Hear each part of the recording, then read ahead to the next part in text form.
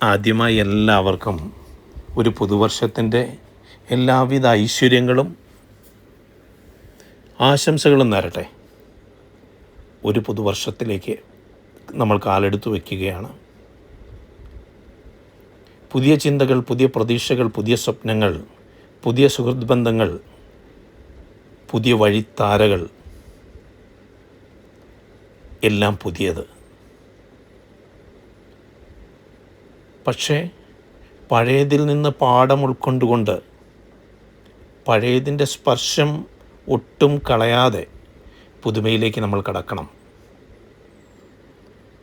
പുതുവർഷം എല്ലാവിധ ഐശ്വര്യങ്ങളും നിറഞ്ഞതാകട്ടെ എന്ന് പ്രാർത്ഥിക്കുമ്പോഴും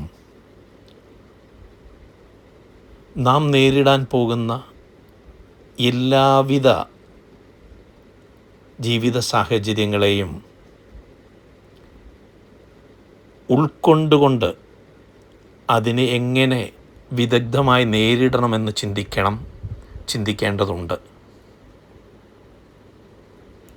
ഓരോ കാലഘട്ടങ്ങളിലൂടെ കടന്നു വരുന്ന ചെടികളിൽ വിരിയുന്ന പൂക്കൾ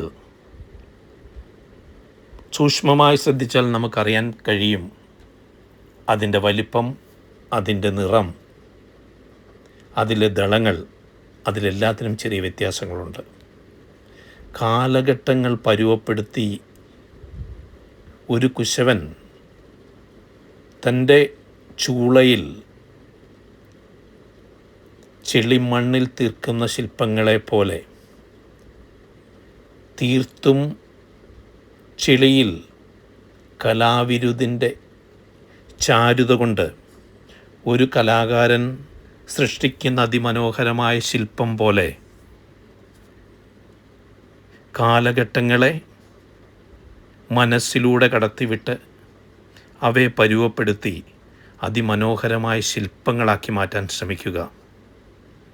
എല്ലാവർക്കും പുതുവത്സരത്തിൻ്റെ ഐശ്വര്യങ്ങൾ നേർന്നുകൊണ്ട് സ്വന്തം